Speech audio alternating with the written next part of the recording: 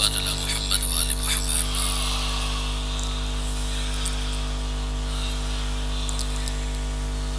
مومنین میں ایک سورہ فاتحہ کی گزارش کروں گا. علامہ رشید ترابی علی اللہ مقامہ، جناب علامہ طالب جوہری صاحب، حضرت علامہ ذیشان حیدر جوادی، جناب علامہ حسن حسن سیدی صاحب، اور سب سے بڑھ کر آیت اللہ العظمى علامہ سید علی نقی نقن صاحب علی اللہ مقامہ، رحم اللہ من قرأ الفاتحہ. بسم اللہ الرحمن الرحیم. الحمد للہ رب العالمین الرحمن الرحیم مالک یوم الدین، ایاک نعبد و ایاک نستعین، اهدنا الصراط المستقیم صراط الذین انعمت علیہم غیر المغضوب علیہم ولا الضالین برحمتک یا ارحم الراحمین. صلوات علی محمد وآل محمد.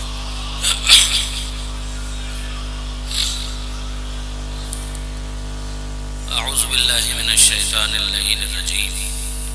بسم اللہ الرحمن الرحیم.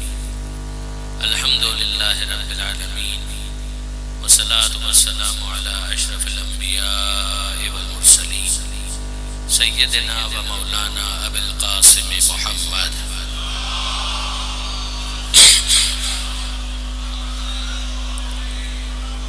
وأهل بيته الطيبين الطاهرين المعصومين المظلومين المنتجبين المنتخبين الميامين، لا سيما على الإمام المنتظر والحجة الثاني عشر الذين أذهب الله عنهم الرجس وطهرهم تطهيرا.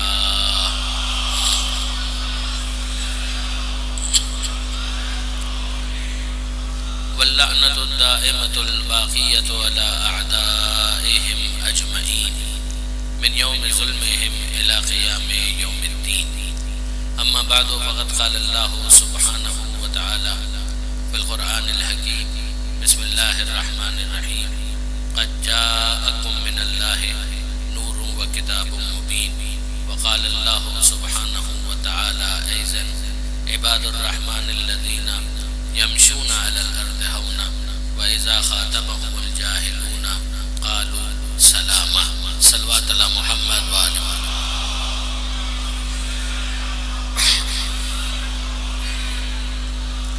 برادران عزیز و خاران محترم، عشرہ اولیٰ کی مجالس کے لیے جو عنوان قرار دیا گیا وہ نور اور کتاب ہے، اور اسی حوالے سے آج کی حد تک 2 آیتوں کی تلاوت کا شرف حاصل کیا گیا، اور ان دونوں آیتوں کے ذریعے سے مجھے موضوع کی جو تقاضے ہیں ان کو جسٹیفائی کرنا ہے. جو دوسری آیت آج کی حد تک میں نے آپ کے سامنے تلاوت کرنے کا شرف حاصل کیا، یہ سورہ فرقان کی 63ویں آیت ہے، اور سورہ فرقان قرآن مجید کا 25واں سورہ ہے ترتیب تلاوت کے اعتبار سے.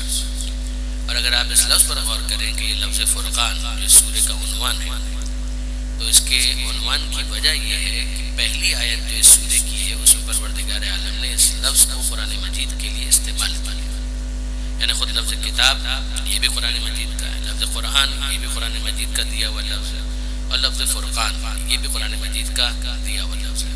مگر آپ جانتے ہیں کہ کچھ ایسے عناوین ہوتے ہیں کہ جن کو آپ پراپر ناؤن کہہ سکتے ہیں، اور کچھ ایسے ہوتے ہیں کہ جو کسی صفت کی نمائندگی کرتے ہیں اور اس کے اندر وسعت ہوتی ہے. اس کا اطلاق اس پر بھی ہو سکتا ہے، اس کا اطلاق اس پر بھی ہو سکتا ہے.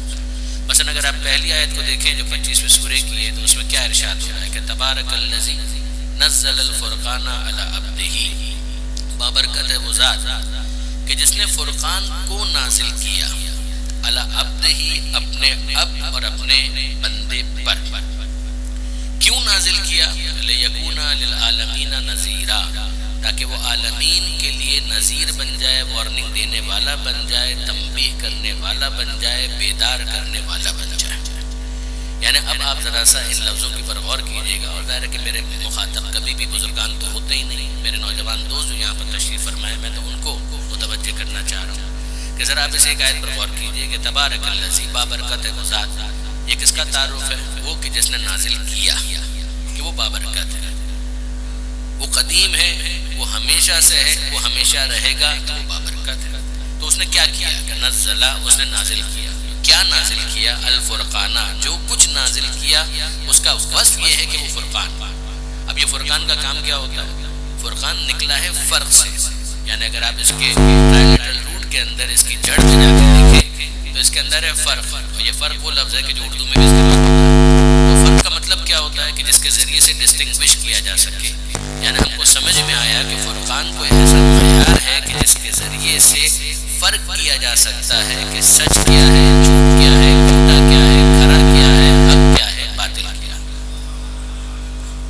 اور فرمایا اپنے برادران عزیز کہ نزل الفرقان، اس نے فرقان کو نازل کیا، علی عبدہ، اور کس پر نازل کیا؟ وہ کہ جو عبد مطلق، کہ جس کے لیے پروردگار عالم نے انتہائی پیار کے ساتھ اس لفظ کو پیش کیا کہ وہ عبد، یعنی وہ اتنا ہماری بارگاہ میں سر تسلیم خم کر چکا ہے کہ ہم اس کے لیے جو لفظ استعمال کرتے ہیں وہ اب آپ ذرا غور فرمائیے کہ اب کا مطلب ہوتا ہے جو جھک جائے، اب کا مطلب یہ ہوتا ہے کہ جو سرنڈر کر دے۔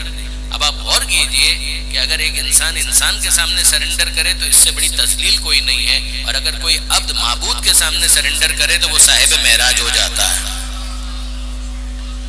پروردگار عالم نے اپنے حبیب کے لیے جس لفظ کو یہاں پر پسند کیا، اور یہ میں ایسے ہی نہیں کہہ رہا، یعنی آئے معراج میں بھی اگر آپ دیکھیں گے تو پروردگار عالم نے کیا کہا؟ سبحان الذی اسری بعبدہ، کہ بے عیب ہے وہ ذات جو لے گئی اپنے بندے کو۔ تو بلندیوں کے اوپر کس کو لے جایا جا رہا ہے؟ علی عبدہ، کہ جس نے ہماری بارگاہ میں اس شان سے سرنڈر کیا کہ وہ عبد کا اطلاق اس پر کیا جا سکے، وہی صاحب معراج ہوتا ہے۔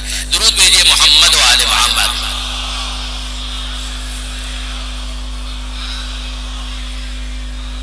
اور دیکھیے برادران عزیز، یہ عجیب بات ہے کہ پروردگار عالم اپنے حبیب کا تعارف کروائے عبدیت کے عنوان سے۔ تشہد کے اندر بھی ہم گواہی کیا دیتے ہیں؟ وَأَشْهَدُ أَنَّ مُحَمَّدًا عَبْدُهُ وَرَسُولُهُ، کہ میں گواہی دیتا ہوں اس بات کی کہ محمد ان کے عبد ہے۔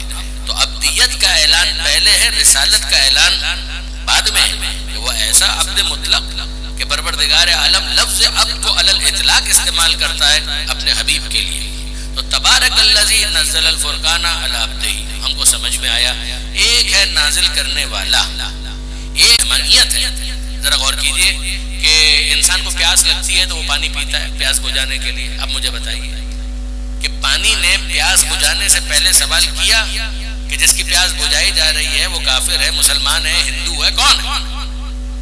پانی تو صرف اتنا دیکھتا ہے کہ اگر پیاسا ہے تو میرا کام ہے پیاس بجھا دینا۔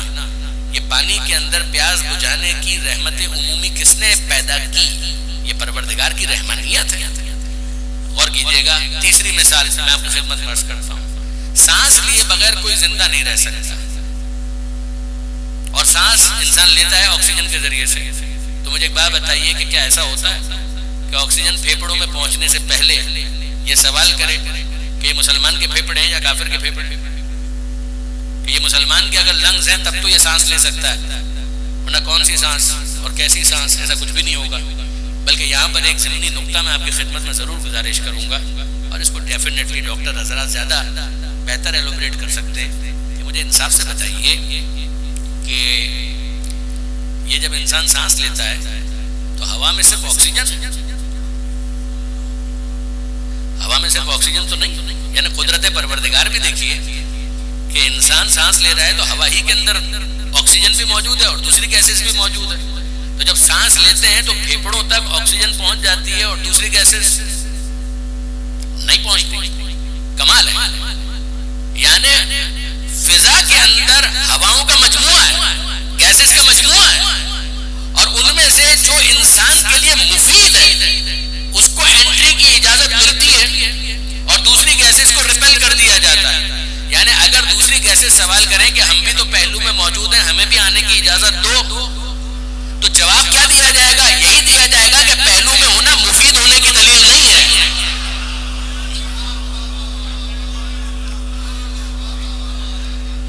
درود بھیجیے گا محمد و آل محمد۔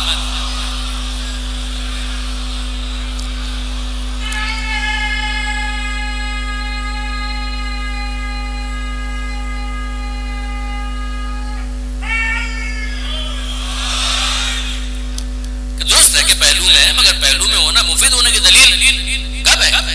تو ظاہر ہے کہ اس کو ریپل کر دیا جاتا ہے۔ قدرت پروردگار ہے کہ انسان انہیل کرتا ہے تو آکسیجن، اور اس کے ذریعے سے جو پیوریفیکیشن کا پورا ایک عمل ہے اس کے بلڈ کے حوالے سے وہ انجام تک پہنچتا ہے۔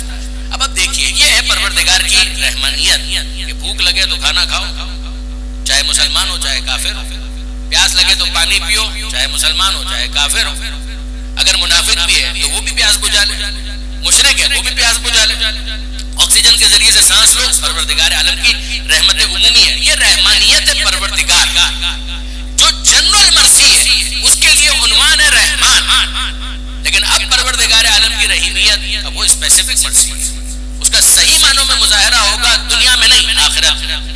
اگر فقط ضرورت کو دیکھ کر وہ دینا شروع کر دے تو یاد رکھیے گا جہنم کسی کی ضرورت نہیں،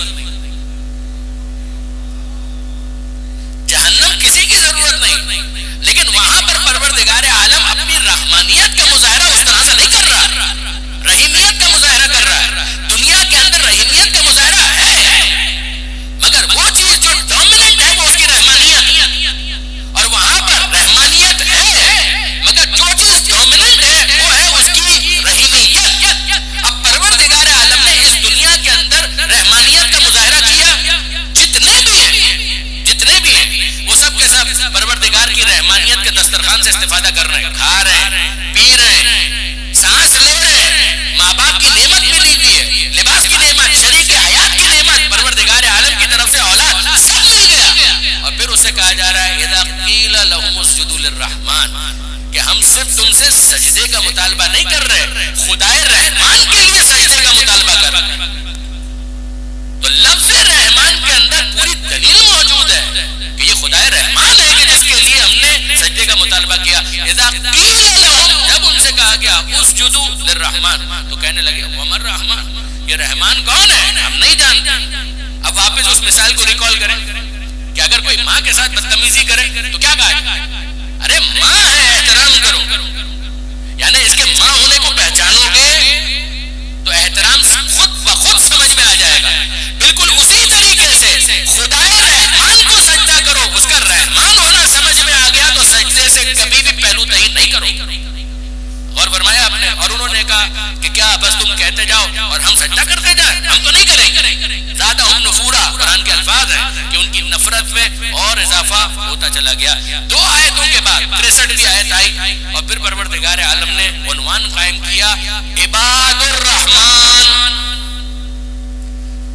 وہاں حکم دیا گیا تھا رحمان کو سجدے کرو، انہوں نے کہا کون رحمان ہم نہیں جانتے، اور اب پروردگار عالم نے کہا عباد الرحمن، تم رحمان کو نہیں جانتے، لفظ رحمان سے تمہیں وحشت ہے، تو اب ہم تمہارے سامنے رحمان کا تعارف نہیں کروائیں گے، اب ہم تمہارے سامنے تعارف کروائیں گے عباد الرحمن، کہ رحمان کے بندے کون ہیں، جس کے ذریعے سے سمجھو کہ جب رحمان کا بندہ ایسا ہوتا ہے تو خدائے رحمان کون ہوگا۔ اب میں آپ کی خدمت میں عرض کروں کہ ایسے بندے ہونا چاہیے نا کہ جو پروردگار کے تعارف کا ذریعہ بن جائے، تو مانیے کہ جو ایسا عبد ہوگا وہ عبداللہ کہلائے گا، ایسا عبد ہوگا وہ عبد الرحمن کہلائے گا، اور جو ایسا عبداللہ ہوگا اس کی آنکھیں عین اللہ کہلائیں گی، جس کے کان اذن اللہ کہلائیں گے، جس کا چہرہ وجہ اللہ کہلائے گا، کہ چہرہ دیکھو اور رحمان کو پہچانو۔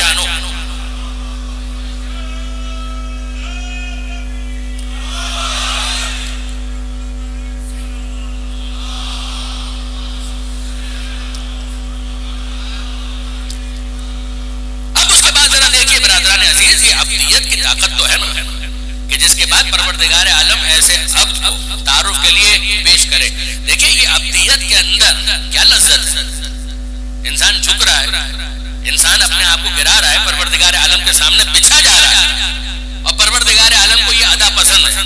وہ بندہ خود اگر اس کو ریئلائز کر لے، اقبال کا شعر ہے بال جبریل میں، متائے بے بہا ہے درد و سوز آرزو مندی، متائے بے بہا ہے درد و سوز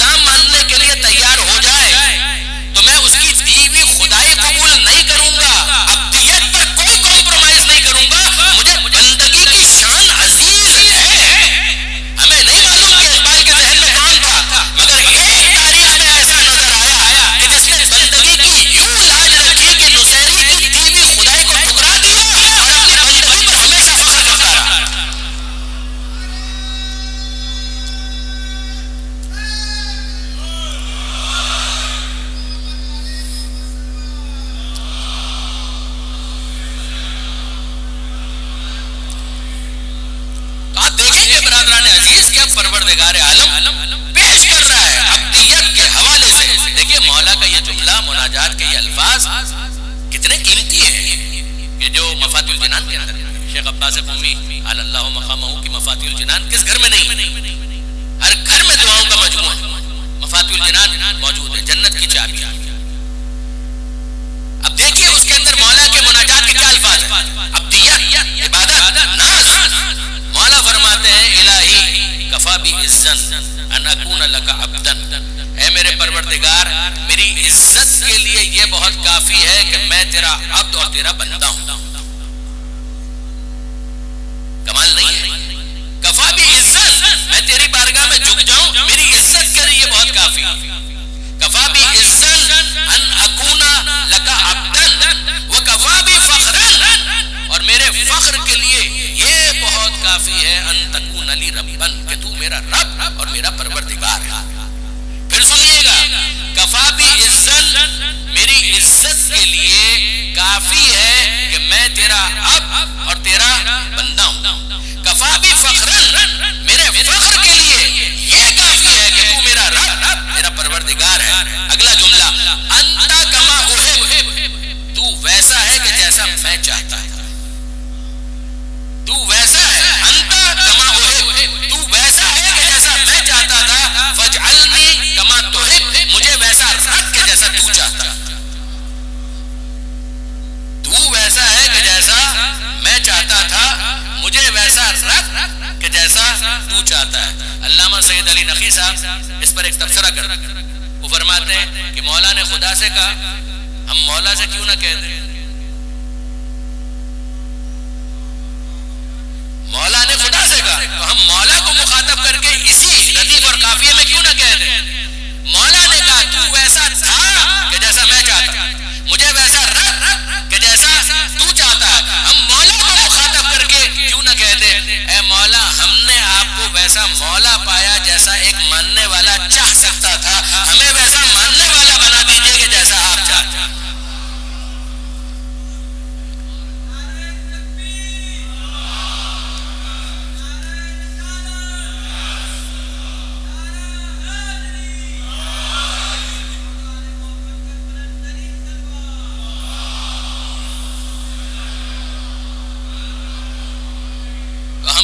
ویسا مولا پایا کہ جیسا ایک ماننے والا چاہ سکتا ہے، ہمیں ویسا ماننے والا بنا دیجئے کہ جیسا آپ چاہتے ہیں. تو بس عزیزان اتنا تو ضرور تبصرہ کروں گا کہ علی اپنے ماننے والے کو جاہل نہیں دیکھنا چاہتے، علی اپنے ماننے والے کو بخیل نہیں دیکھنا چاہتے، علی اپنے ماننے والے کو بزدل نہیں دیکھنا چاہتے، علی اپنے ماننے والے کو نماز فجر کے وقت سوتا ہوا نہیں دیکھنا چاہتے، علی اپنے ماننے والے کو روزہ خور نہیں دیکھنا چاہتے، علی اپنے ماننے والے کو دوسرے مومن کی مشکل کے وقت آنکھیں بند کر کے غافل نہیں دیکھنا چاہتے. درود بھیجیے گا محمد و آل محمد.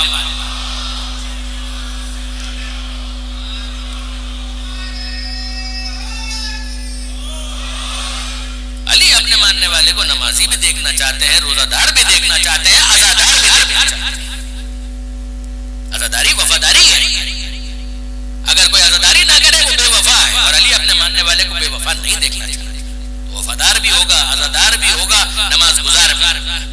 ایک بیلنس ہوگا، ایک اعتدال ہوگا اس کی زندگی میں. میں اپنی بات کو مسلسل رکھنا چاہتا ہوں کہ عباد الرحمن، اب پروردگار عالم نے الفاظ کے ذریعے سے ان اوصاف کو بیان کیا کہ تمہیں رحمان سمجھ میں نہیں آتا، ہم تمہارے سامنے رحمان کے بندوں کا تعارف کرواتے ہیں. ذرا سنیے گا، عباد الرحمن، رحمان کے بندے کون ہیں؟ الذین یمشون علی الارض ہونا.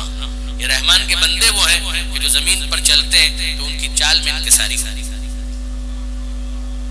ان کی چال میں تکبر نہیں ہوتا، یہ مغرور نہیں ہوتے، یہ ایروگنٹ نہیں ہوتے، ان کی چال میں وقار ہوتا ہے. دیکھیے برادران عزیز، یہ گناہ کبیرہ کے اندر ٹاپ آف دا لسٹ اگر آپ 5-10 گناہ شمار کرنا چاہیں تو اس کے اندر یہ ایروگنس تو آئے گا. تو انسان کیا کرے گا؟ لا تمشی فی الارض مرحا، کہ دیکھو زمین پر اکڑ کر مت چلو. انکا لن تخرق الارض، یہ اکڑ کس بات کی ہے؟ نہ تم زمین کو پھاڑ سکتے ہو، نہ بلندی میں پہاڑ کے برابر ہو سکتے. قرآن ہے. یمشون علی الارض ہونا، یہ رحمان کے بندے وہ ہیں کہ جو زمین پر جب چلتے ہیں تو ان کی چال میں انکساری ہوتی ہے. یہ زمین پر پیر پٹک پٹک کے نہیں چلتے، وقار ہوتا ہے ان کی چال. یہ بھی ایک بڑی مشکل ساتھ، تو اس کا یہ مطلب نہیں ہے کہ رحمان کے بندے مریض ہوتے ہیں، ان کی کمر لازمی طور پر جھکی ہوئی ہوتی ہے، نہیں برادران عزیز. یہ ایک دوسرا پرابلم ہے کہ انسان یا اس ایکسٹریم پر جاتا ہے یا اس ایکسٹریم پر جاتا ہے. خود مولا کا جملہ ہے کہ لا تر الجاہل الا مفرطا او مفرطا، کہ تم جاہل کو دیکھو گے وہ یا افراد کا شکار ہو جائے گا یا تفرید کا شکار ہو جائے گا. یہ جہالت ہے کہ اگر یہ کہا گیا کہ زمین پر وہ انکساری کے ساتھ چلتے ہیں، اس کا مطلب یہ ہے کہ وہ سیلف اسٹیم پر کمپرومائز بھی نہیں کرتے اور ساتھ ہی ساتھ ایروگنٹ بھی نہیں ہوتے، متکبر بھی نہیں ہوتے اور اپنی عزت نفس کا خیال بھی رکھتے ہیں. انسان کو خدا مغرور نہیں دیکھنا چاہتا مگر انسان کو خدا ذلیل بھی نہیں دیکھنا چاہتا. اگر انسان کو خدا ذلیل دیکھنا چاہتا تو حسین مظلوم یہ نعرہ کیوں بلند کرتے ہیں ہاتھ منا ذلہ، کہ ذلت ہم سے دور ہے. یاد رکھیے گا برادران عزیز، مغرور ہونا بھی ناپسندیدہ ہے اور اپنی تذلیل پر راضی ہو جانا یہ بھی ناپسندیدہ ہے. تو انسان کو خدا کیا دیکھنا چاہتا ہے کہ بیلنس ہو. اب اس آیت کو پڑھنے کے بعد، سننے کے بعد، سمجھنے کے بعد فرض کیجئے کہ کہیں پر آگ لگ گئی اور لوگ ایگزٹ کا دروازہ ڈھونڈ رہے ہیں تو سب تیزی کے ساتھ جا رہے ہیں، ایک ساتھ آہستہ آہستہ چل رہے ہیں. اور کیا ہوا کہ قرآن کی آیت ہے کہ یمشون علی الارض ہونا. اس کا مطلب تو یہ ہے کہ آپ نے برادر عزیز مطلب ہی نہیں صحیح. ہم تو اسی لیے کہتے ہیں قرآن کافی نہیں ہے کہ الفاظ کے ذریعے سے کچھ سمجھایا جاتا ہے، عمل کے ذریعے سے کچھ بتایا جاتا ہے. کہ ذرا بات کو سمجھنے کی تو کوشش کیجئے کہ یہاں پر جو بات کہی جا رہی تھی وہ ایک نارمل سچویشن بھی.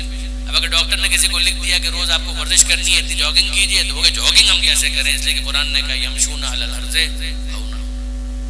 یہ قرآن کے کہنے کا یہ مطلب ہے. فٹ بال کا کھیل بھی آپ نہیں کھیل سکتے. اگر کوئی ہاکی کھیلنا چاہے تو ہاکی نہیں کھیل سکتے.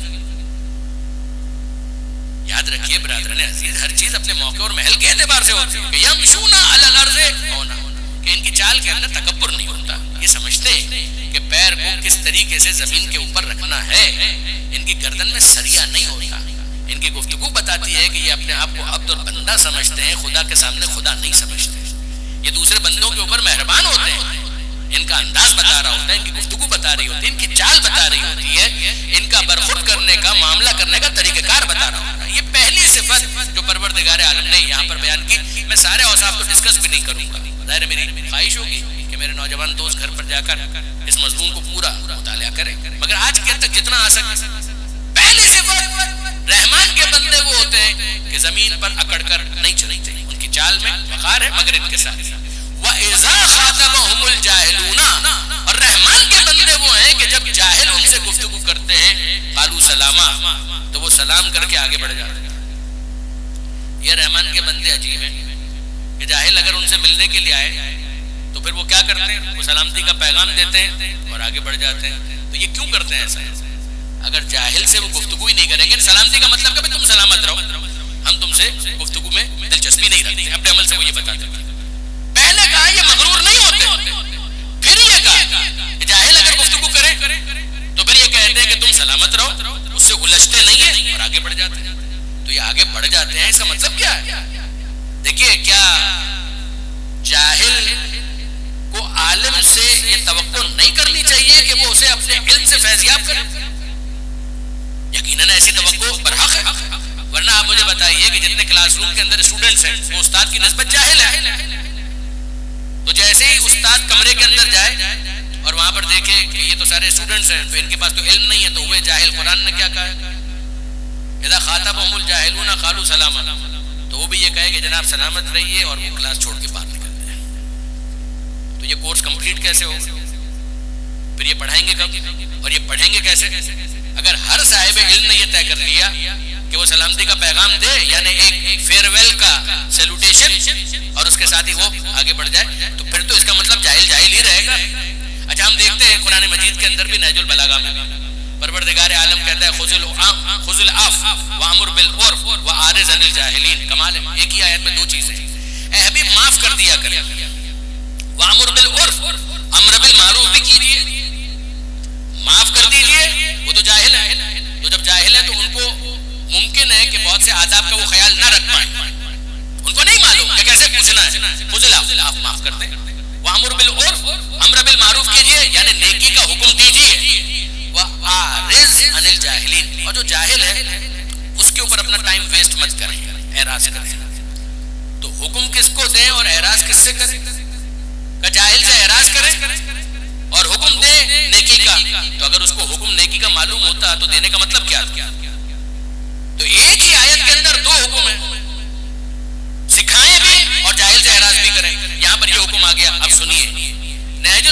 کو اگر آپ کھولیں گے تو پہلا حصہ مولا کا خطبات، دوسرا حصہ مکتوبات، تیسرا حصہ کلمات قصار ون لائنر، اس کے بالکل اینڈ پر آپ چلے جائیے پیچھے سے، تو آپ کو یہ جملہ ڈھونڈنے میں زحمت نہیں ہوگی. جو انصاف کی بات یہ ہے کہ پڑھتے ہوئے کبھی کبھی کانپ جانا چاہیے، رونگٹے کھڑے ہوئے، یعنی ہر صاحب علم کے ساتھ یہی ہونا چاہیے کہ مولا یہ فرماتے ہیں. ذرا جملہ سنیے گا، خدا نے جاہل سے سیکھنے کا وعدہ بعد میں لیا ہے، عالم سے سکھانے کا وعدہ پہلے لیا ہے.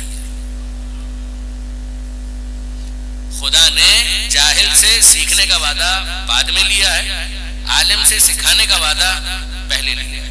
اس وقت تک جاہل سے سیکھنے کا وعدہ نہیں لیا جب تک عالم سے سکھانے کا وعدہ نہیں لیا. تو عالم کی ذمہ داری پہلے ہے تو وہ سکھائے گا، اور جاہل جب آئے گا تو وہ سیکھے گا. مگر یہاں تو ہو یہ رہا ہے کہ اگر وہ آئے سلامتی کا پیغام دے کر آگے بڑھ جاؤ. ریکنسائل کیسے کریں گے اس حکم کو اس حکم کے ساتھ؟ ریکنسائل کیسے کریں؟ دیکھیں برادران عزیز، اب میں یونیورسٹی میں جب یہ اکنامکس وغیرہ پڑھ رہا تھا، مجھے اچھی طریقے سے یاد ہے، تو ایک کانسیپٹ سمجھایا جاتا ہے اپورچونٹی کاسٹ. اور آپ میں سے بھی جو احباب ظاہر اس فن کے ہیں وہ جانتے ہیں اپورچونٹی کاسٹ کا کانسیپٹ تو بہت واضح ہے کہ بھئی ایک کاسٹ ہوتی ہے جس کو مال کی صورت میں آپ ادا کرتے ہیں کہ بھئی یہ چاہیے تو یہ پیسہ دیجیے اور خرید لیجیے. ایک اپورچونٹی کاسٹ بھی تو ہے کہ اگر آپ کوئی کام کر رہے ہیں تو جب تک وہ کام کر رہے ہیں تو دوسرا کام تو نہیں کر پائیں گے. یہ اپورچونٹی کاسٹ ہے کہ اگر ایک جگہ نوکری کر رہے ہیں تو دوسری جگہ نوکری نہیں کر پا رہے. ایک کاروبار کر پا رہے ہیں تو جتنا وقت اس کاروبار کو دے رہے ہیں اتنا وقت آپ دوسرے کاروبار کو نہیں دے پائیں گے. یہ ہے اپورچونٹی کاسٹ. تو انسان کے پاس ریسورسز اسکیرس، کم ریسورسز ہیں، اس کے پاس جتنے ریسورسز ہیں وہ لمیٹڈ ہے. زندگی انلمیٹڈ نہیں ہے، زندگی بھی محدود ہے. اور جو رحمان کے بندے ہیں وہ اس بات کو بہت اچھی طرح سے جانتے ہیں کہ ان کے پاس مختصر زندگی ہے کام زیادہ کرنے. تو جاہل کو سکھانے میں ان کی طرف سے کوتاہی نہیں ہے. مگر یاد رکھیے برادران عزیز کہ جاہل کی بھی قسمیں. ایک جاہل وہ ہے جو اپنے جہل پر مطلع ہے اور وہ سیکھنا چاہتا ہے، اور ایک جاہل وہ ہے کہ جاہل ہونے کے باوجود خود کو علامہ دہر سمجھتا ہے. آپ مجھے بتائیے کہ جو اپنے آپ کو جاہل سمجھ ہی نہیں رہا اس کو کیسے سکھایا جائے، اس کو کیسے بتایا جائے، جبکہ دوسرے ایسے افراد موجود ہیں کہ جو سیکھنے کے لیے تیار ہیں.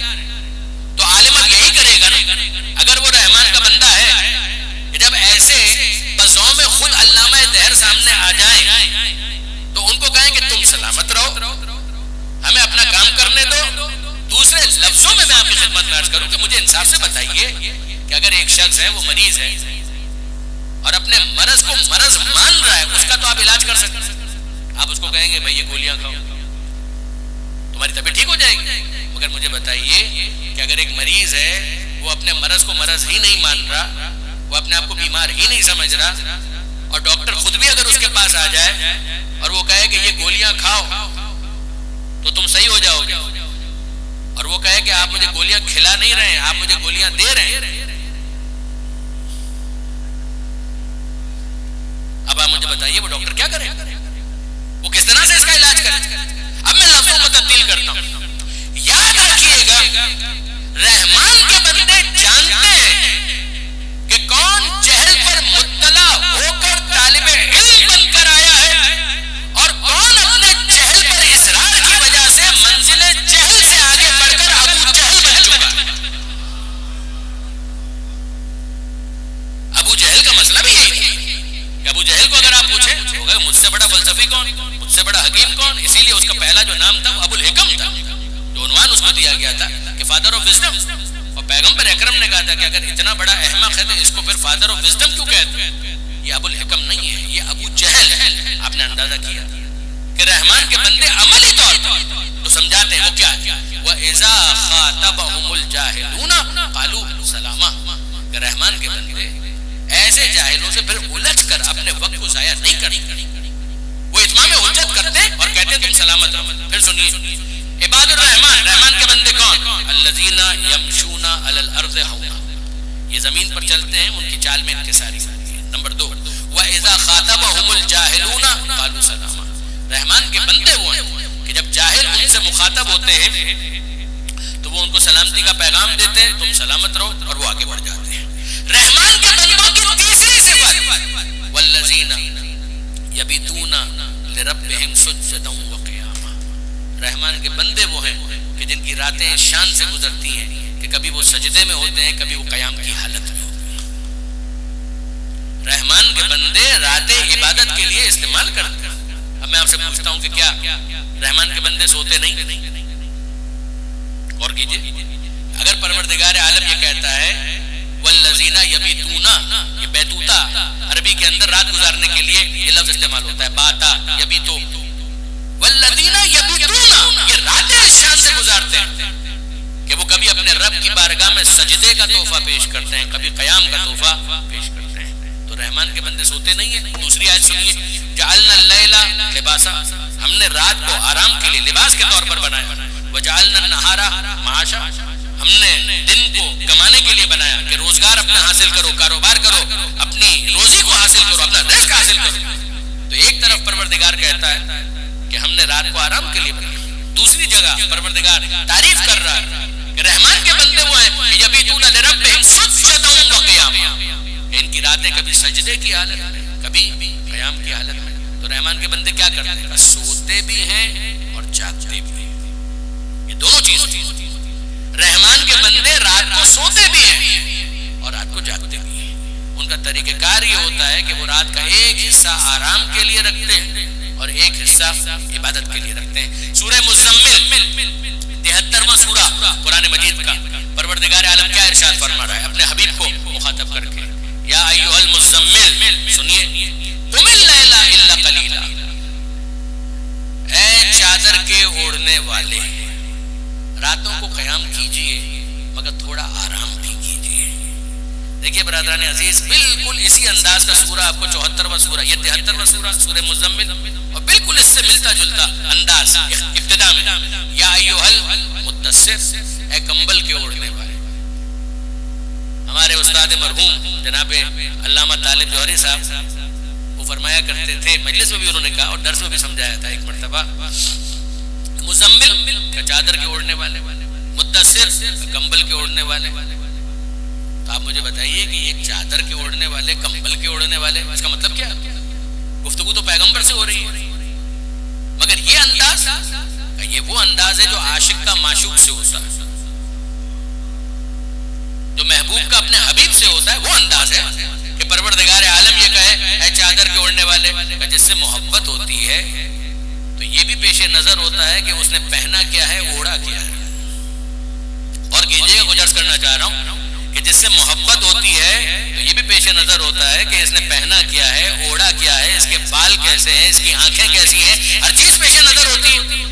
تو اتنا تو ہم کو سمجھ میں آ گیا کہ چادر اوڑھنے والے کہہ کر مخاطب اس لیے کیا جا رہا ہے کہ وہ محبوب ہے، اور چادر کو اس نے اوڑھا ہوا ہے، تو چادر بھی پروردگار عالم کے لیے منظور نظر ہے۔ اس نے کمبل اوڑھ لیا تو پروردگار عالم کی نظر میں کمبل بھی منظور نظر ہو گیا۔ کیوں؟ کہ میرے حبیب نے اوڑھا۔ لفظوں کو تبدیل کریں، میرے پیغمبر نے کچھ دیر کے لیے چادر کو اوڑھ لیا، بڑا عارضی تعلق، کمبل کو اوڑھ لیا، بڑا عارضی تعلق، چادر نے کچھ دیر کے لیے پیغمبر کو اپنی گود میں لے لیا تو وہ پروردگار کی محبوب ہو گئے، کمبل نے کچھ دیر کے لیے پیغمبر کو اپنی آغوش میں لے لیا تو وہ کمبل بھی پروردگار عالم کی نظر میں محبوب ہو گیا۔ کچھ دیر کے لیے چادر اور کمبل اگر حبیب کو اپنی آغوش میں لے لے تو وہ پروردگار کا محبوب ہو جاتا ہے۔ اس ابو طالب کے بارے میں کیا کہو گے کہ جس نے سالوں اپنی گود میں مصطفیٰ کی پرورش کی ہے۔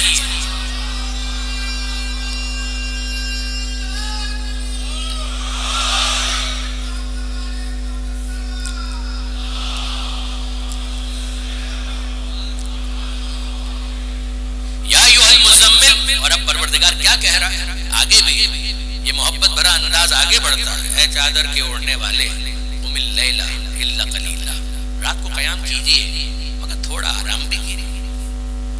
یعنی اگر خدا ہم سے خطاب کرے گا تو یہ کہے گا نالائقوں سوتے رہتے ہیں، تھوڑا تو اٹھ جایا کرو، کم سے کم فجر تو پڑھو، نماز شب تو پڑھو۔ مگر اپنے حبیب کو مخاطب کر کے پروردگار کہتا ہے قم اللیل الا قلیلا،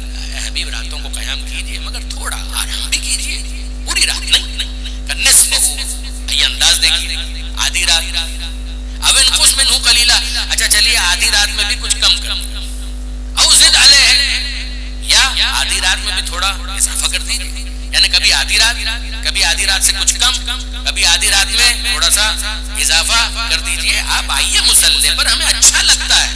وَرَتِّلِ الْقُرْآنَ تَرْتِيلًا، اور جب آپ مصلی پر کھڑے ہو جائیں تو ہمارا قرآن جو ہم نے آپ پر نازل کیا ہے سنائیے، آپ کی زبان سے اپنا کلام سننا ہمیں اچھا لگتا ہے۔ یہ کیا محبت بھرا انداز ہے۔ وَرَتِّلِ الْقُرْآنَ تَرْتِيلًا، آہستہ آہستہ ٹھہر ٹھہر کر آپ قرآن پڑھیے، مالک تو نے ہی تو نازل کیا ہے۔ کہاں مگر اچھا لگتا ہے کہ حبیب کی زبان سے سنیں۔ اور فرمائیے گا، اچھا اب اس کے بعد پروردگار عالم آگے مختلف آیتوں کے اندر یہ ارشاد فرماتا ہے، اے حبیب ہم کو بھی معلوم ہے کہ یہ رات کا موقع بڑا مناسب ہے۔ کیوں؟ ان لک فی النہار سبحا طویلا، اس لیے کہ دن میں آپ کو اور بہت کام ہے، وہ کام ہم ہی نے تو آپ کے سپرد کیے ہیں، تو دن میں کہاں آپ کو اتنا موقع ملے گا؟ ہاں وہ واجب نمازیں کچھ نافلہ، مگر یہ رات کا وقت یہ مناسب ہے کہ آپ آئیے مصلی پر ہم سے گفتگو کریں، راز و نیاز کریں، آپ اپنی بات بیان کیجئے، ہم آپ کی بات سنیں، کچھ ہم آپ سے بیان کریں۔ اِنَّا لَكَ فِي النَّهَارِ سَبْحًا طَوِيلًا، تو رات کو آئیے اور ہم سے بات کریں۔ اِنَّا نَاشِئَةَ اللَّيْلِ، ذرا سنیے گا، هِيَ أَشَدُّ وَطْئًا وَأَقْوَمُ قِيلًا، یہ جو رات کی بیداری ہے، رات کا جاگنا، ایسا جاگنا کہ جس سے پہلے سونا ہو۔ توجہ کیجئے گا، کراچی والا جاگنا نہیں، بارز معذرت، دیکھیے عزاداری تو مستثنا ہے، ماہ رمضان بھی مستثنا ہے، راتیں مستثنا بھی ہوتی ہیں، شب قدر وہ مستثنا ہے۔ میں عزاداری کے حوالے سے نہیں کہہ رہا، اس میں تو یقیناً جتنا بیدار رہیے بہت اچھا ہے، لیکن وہ چیز جس کو یہاں پر اپریشیٹ کیا جا رہا ہے وہ کیا ہے کہ سو جاؤ اور سونے کے بعد پھر بیدار ہو جاؤ۔ یہ سونے کے بعد بیدار ہونا سونا ہے۔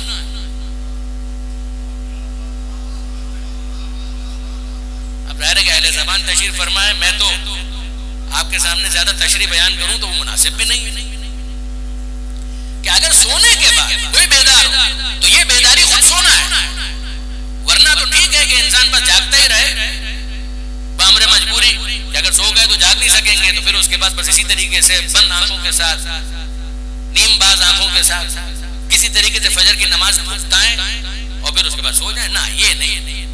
اسی لیے آپ دیکھیں گے کہ فجر کے بعد جاگنے کی تاکید ہے جب تک سورج نکل نہیں جاتا، تاکید ہے، آداب ہے۔ اب ذرا دیکھیے اس میں ہوا کیا، ہوا یہ کہ پروردگار عالم فرماتا ہے کہ ان ناشئۃ اللیل، یہ رات کو بیدار رہنا، جاگنا، سونے کے بعد جاگنا، اس کے دو بڑے فائدے ہیں، یہ اشد وطئا واقوم قیلا۔ پہلا فائدہ ہے اشد وطئا، یہ تمہارے نفس کو، تمہارے دل کو قابو کرنے میں بہت مؤثر ہے۔ یہ جو انسان کہتا ہے کہ میں کرنا تو چاہتا ہوں نیکی کا کام مگر میرا دل نہیں، میرا نفس بے قابو ہو جاتا ہے، یعنی یہ ایسے ہی آپ اس کو مزاح مت سمجھیے گا۔ ایک قضیہ بیان کیا جاتا ہے کہ ایک مومن خمس بھی نکالنا چاہتا تھا تو وہ پہلے اپنے ہاتھ بندھواتا تھا کہ ہاتھ باندھ دو، کیوں؟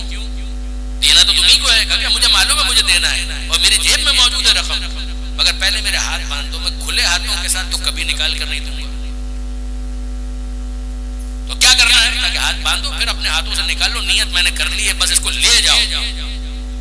تو یہ مسئلہ کیا ہے؟ کہ مسئلہ یہ ہے کہ دل نہیں مانتا، یہ بخل کے اوپر انسان کا نفس مصر ہوتا ہے۔ ان النفس لامارۃ بالسوء الا ما رحم ربی، نفس کا کام یہ ہے کہ وہ انسان کو برائی کی ترغیب دیتا ہے، حکم دیتا ہے، مگر وہ کہ جس پر اپنے رب کی طرف سے مہربانی ہو۔ ذرا غور کیجیے، یہاں پروردگار عالم کہتا ہے کہ تم یہی شکوہ کرتے ہو نا کہ میرا دل نہیں مانتا، میرا دل نہیں مانتا، میرا دل نہیں مانتا۔ ایک کام کر لو، ایک کام کر لو، تم کہتے ہو تمہارا دل قابو میں نہیں آتا، بس ایک کام کر لو، رات کی نیند کو قابو میں کر لو، دن میں دل خود بخود قابو میں آ جائے گا۔ تم اپنی نیند قابو میں کر لو، یہ تھراپی ذرا کر کے تو دیکھو، جو اپنی نیند کنٹرول کر لے گا وہ اپنے نفس کو بھی کنٹرول کر لے گا۔ ایک چیز ہوئی۔ کمالک دوسرا فائدہ کیا ہے؟ آپ ذرا سنیے گا، ان ناشئۃ اللیل ہی اشد وطئا، یہ رات کو جاگنا، اس کا پہلا فائدہ یہ ہے کہ تمہارا دل، تمہارا نفس تمہارے قابو میں آ جائے گا۔ اور دوسرا فائدہ کیا ہے کہ اقوام قیلا، کہ یہ رات کا جاگنا اور خدا سے مناجات کرنا کا اس کا بڑا فائدہ یہ ہوگا کہ تمہیں بولنے کا ڈھنگ آ جائے گا۔ تمہیں گفتگو کا سلیقہ آ جائے گا، تمہاری اسپیچ کے اندر استحکام آ جائے گا، اسموتھنس آ جائے گا. یعنی اب مجھے بتائیے برادران عزیز، دو مسئلے تو ہیں، اور وہ کیا؟ ایک مسئلہ تو یہ ہے کہ بھائی بولنا چاہتا ہوں، کوئی سننے والا بھی تو ہو. جان ایلیا صاحب کا بہت مشہور شعر ہے کہ جس کا دوسرا مصرع کمال کا ہے. پہلے مصرے میں انہوں نے یہی مرثیہ پڑھا، یہی شکوہ کیا کہ سب سے بڑی مشکل کیا ہے؟ سب سے بڑی مشکل یہ بات نہیں کہی گئی، بات نہیں سنی گئی. تو کہنا چاہتا تھا، کہہ نہیں پایا، کوئی سننے والا بھی تو ہو. کہاں پر اپنی عرض پیش کروں، کہاں پر اپنا مدعا بیان کروں، کوئی سننے والا ہی نہیں ہے. تو پروردگار عالم کہتا ہے کہ بھئی کوئی سننے والا ہے یا نہیں، تمہارا رب سننے کے لیے تیار ہے. اب تم بتاؤ کہ تم سنانے کے لیے تیار ہو یا نہیں. مصلی پر آؤ، ہم سے بات کرو. رات کی تاریکی میں جب سب سوئے ہوئے ہیں، ہم سے کیوں بات نہیں کرتے؟ لا تاخذہ سنۃ ولا نوم، اس کو نیند نہیں آتی. پروردگار تمہارا نہیں سوتا، اس سے بات کرو. اچھا دوسری چیز کہ اچھا بھائی بات تو کرنا چاہتا ہوں مگر میرے الفاظ گھٹ کر رہ جاتے ہیں، سینے میں خیالات کا طوفان ہے مگر لفظ ہی نہیں کہ بیان کر سکوں. اچھا یہ اسپیچ تھراپی ہوتی ہے باقاعدہ کہ عام جو روٹین کی گفتگو ہے وہ بھی نہیں کر پاتے بہت سارے افراد. اور پھر یہ بھی مسئلہ ہوتا ہے کہ صاحب ٹھیک ہے روٹین کی گفتگو کر بھی لیں، تقریر نہیں کر پاتے، مذاکرے میں نہیں بول پاتے، ٹاک شو میں نہیں بول پاتے. تو کیا مشکل ہے؟ مشکل ہے خیالات ہیں اندر، لفظ نہیں مل رہے. اور اگر آپ بڑے لیول پر دیکھیں جہاں بڑے بڑے سخنور، بڑے بڑے شاعر، یعنی میں کسی اور کی بات نہیں کر رہا، جناب جوش ملی آبادی شاعر انقلاب کی بات کر رہا ہوں. یوٹیوب پر جائیے اور جا کر ان کا انٹرویو سنیے، کمال کا انٹرویو. واقعا میں نے خود استفادہ کیا ایک طالب علم کی حیثیت سے.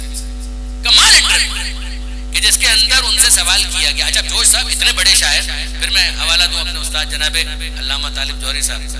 ایک دفعہ ہوا یہ کہ ہم لوگ بیٹھے ہوئے تھے اور گفتگو ہو رہی تھی شعر و ادب.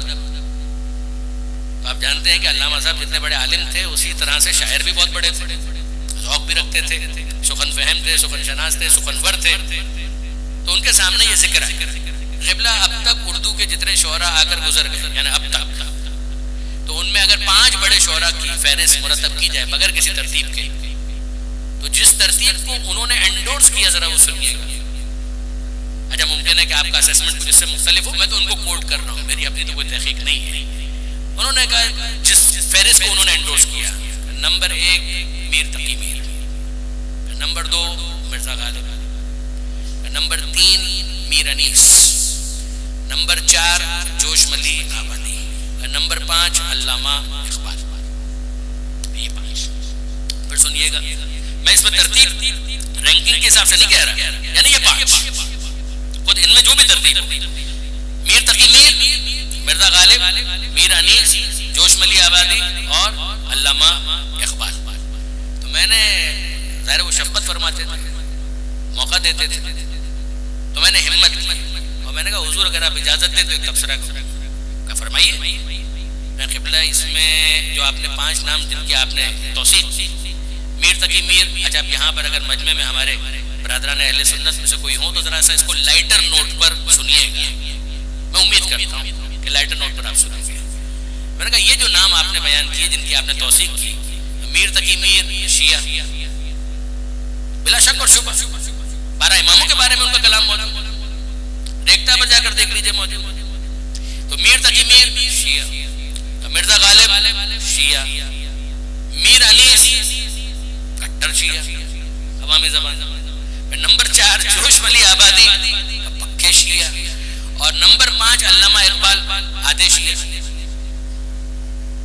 یہ تبصرہ میں نے کیا کہ میر تقی میر شیعہ، مرزا غالب شیعہ، میر انیس شیعہ، جوش صاحب شیعہ اور علامہ اقبال آدھے شیعہ. آدھے شیعہ اس لیے کہہ رہا ہوں کہ خود ان کا شعر موجود ہے، آپ صاحب مطالعہ کہ جو انہوں نے اپنا تعارف کسی اور کی زبان سے کیا کہ اقبال کے بارے میں باتیں ہو رہی تھی تو کیا کہا ہے، اس کی طبیعت میں تشیع بھی ذرا سا،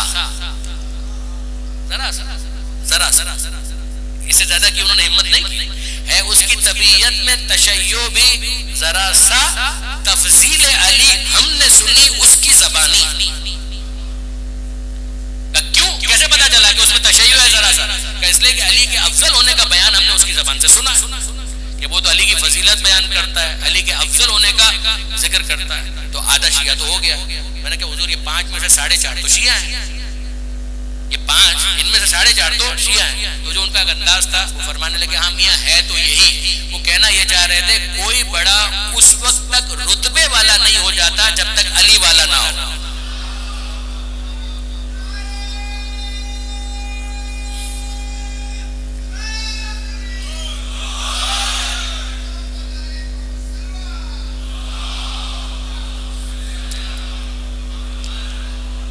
ایک مرتبہ اور درود بھیج دیجئے محمد و آل محمد.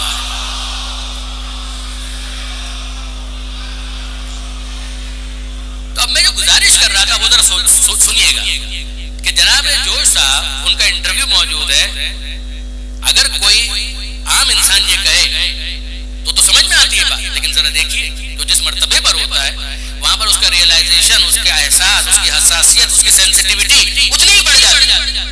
ان سے سوال یہ کیا گیا جوش صاحب یہ بتائیے کہ جو آپ کہنا چاہتے تھے, بیان کرنا چاہتے تھے, جو سینے میں آپ کے خیالات تھے وہ آپ بیان کر پائے؟ تو انہوں نے کہا نہیں, 75% بیان نہیں کر پائے, 25% بیان کر پائے. اور پھر تعبیر ہے ان کی, وہ کہتے ہیں کہ میں نے سوچا سونے میں اور بیان پیتل میں کیا. جو کچھ بیان کیا وہ خود کتنا قیمتی ہے, مگر ان کی اپنی اسیسمنٹ, وہ کہتے ہیں کہ جو میں نے سوچا. تو ان کو پوچھا وجہ کیا, تو انہوں نے کہا وجہ یہ ہے کہ سواریاں نہیں ملتی, سوار کیسے کریں؟ کہ سواریاں ہوں تو سوار کریں. کہ سواریاں کیا ہے؟ کہ لفظ. سوار کیا ہے؟ خیالات. کہ جو تھاٹ پروسیس ہے اس کی تو کوئی حد نہیں, اس کی تو کوئی لمٹ نہیں, مگر ان تھاٹس کو اور ان خیالات کو ایکسپریس کرنے کے لیے, سوار کرنے کے لیے سواری کی ضرورت ہے, وہ ہے لفظ. کہ لفظ نہیں ملتے, سواریاں نہیں ملتی, تو سوار کیسے کریں؟ اب آپ غور فرمائیے, یعنی پھر انہوں نے شعر پڑھا, اور شعر جو ارشاد فرمایا وہ کیا تھا؟ کون سمجھے کہ شعر یہ کیسے ہیں اور کیسے نہیں. کون سمجھے کہ شعر یہ کیسے ہیں اور کیسے نہیں. دل یہ سمجھتا ہے کہ جیسے دل میں تھے ویسے نہیں. کون سمجھے کہ شعر یہ کیسے ہیں اور کیسے نہیں. یعنی آپ کو تو بہت اپیل کر رہے ہیں, آپ کو تو بہت اچھا لگ رہا ہے کہ یہ شعر اور وہ شعر. کون سمجھے کہ شعر یہ کیسے ہیں اور کیسے نہیں. دل یہ سمجھتا ہے کہ جیسے دل میں تھے ویسے نہیں. اب وہ بھی فرما رہے ہیں کہ سواریاں نہیں ملتی. ایک عام انسان اگر کہے کہ سواری نہیں ملتی صاحب, وہ تو سواری کے لیے بھی کوئی دوسرا لفظ استعمال کرے گا.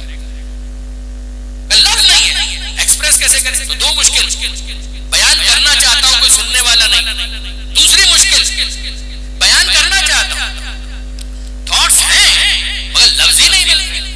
پروردگار عالم نے کہا ان ناشئۃ اللیل ہی اشد وطئا واقوم قیلا. کہ تمہارے رات کے بیدار ہونے کا دوسرا فائدہ یہ ہوگا کہ رات میں مصلی پر آؤ اور ہم سے بات کرو. کہ مالک ہوگا کیا؟ کہ اٹکو گے ہم برا نہیں منائیں گے. ہم تو ویسے ہی جانتے ہیں علیم بذات صدور کہ تمہارے سینے میں موجود خیالات ہیں کیا, ہم تو جانتے ہیں. تو واقف تو ہم ہیں, ہمیں اچھا لگتا ہے کہ تم ہم سے بات کرو. اب یاد رکھنا, اگر رات کو تمہیں خدا سے بات کرنا آ گیا تو دن میں بندوں سے بات کرنا بھی سیکھ جاؤ. آپ نے غور فرمایا برادران عزیز کہ اگر رات میں خدا سے بات کرنا سیکھ گئے تو دن میں تمہیں بندوں سے بات کرنا بھی آ جائے گا. یہ تشریحی ترجمہ, تفسیری ترجمہ. مگر یہ برادران عزیز یہ اگر آپ دیکھیں تو پروردگار عالم نے, یعنی آج کی تقریر کا خلاصہ, نزل الفرقان, فرقان کو نازل اپنے بندے پر نازل. صرف قرآن کو نازل نہیں کیا, بندے پر نازل. کتاب بھی ہے اور کوئی صاحب نور ایسا عبد اور بندہ ہے کہ جس کے اوپر پروردگار عالم قرآن کو نازل کر رہا ہے.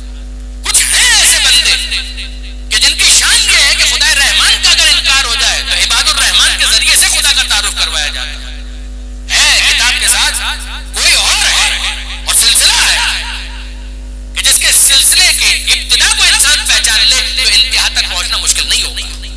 عباد الرحمان, رحمان کے بندے کون؟ آپ نے غور فرمایا پروردگار عالم ان کے اوصاف بیان کرتا ہے. یمشون علی الارض ہونا, ان کی چال میں تکبر نہیں ہے, ان کے ساری. جب یہ جاہلوں سے گفتگو کرتے ہیں تو سلامتی کا پیغام دیتے ہیں, آگے بڑھ جاتے ہیں. اور ان کی اگلی صفت یہ ہے کہ یبیتون یبیتون لربہم سجدا وقیاما. یہ رحمان کے بندے وہ ہیں کہ جن کی راتیں اس شان سے گزرتی ہیں کہ کبھی یہ سجدے کی حالت میں ہوتے ہیں، کبھی یہ قیام کی حالت میں ہوتے ہیں. اب میں آپ سے پوچھتا ہوں، کربلا میں یہ سارے مرقع آپ کو نظر نہیں آتے؟ کربلا اور مقدمہ کربلا یہ رحمان کے بندوں کا ایک اجتماع ہے کہ جو ہمیں کربلا کے اندر نظر آ رہا ہے. یہ عبدیت کا وہ سلسلہ ہے کہ جس کی ابتدا میں بھی ہمیں ایک رات مکمل عبادت میں نظر آتی ہے، اور شب عاشور پھر ایک مرتبہ جناب مسلم بن عقیل کیا یہ شان یبیتون لربہم سجدا. آج پہلی مجلس میں جو حسین کی رحمان کی میں ڈسکس کرتا ہوں، میں کبھی کبھی سوچتا ہوں کہ حسین پر عاشور کا دن زیادہ سخت تھا یا 28 رجب. جب حسین پہلی مدینہ منورہ چھوڑ کر